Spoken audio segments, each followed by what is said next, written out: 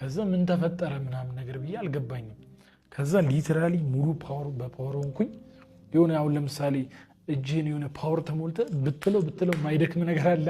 ከዛ ልጁን ፊት ለፊት አየሁት ሳያው ቀጥታ ምታውን ያለኝ እንዲመን ተቆጣጥሮኛል። እኔ ምንም አላውቅም እንደተፈጠረ።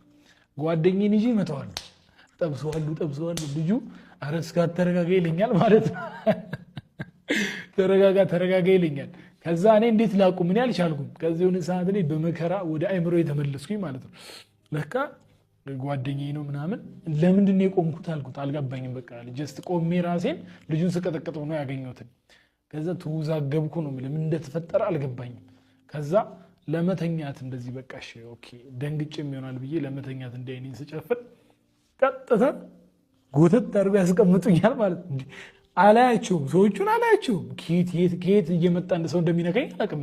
ጀስት እኔ የማየው እንቅልፌን ለመተኛት ስሞክር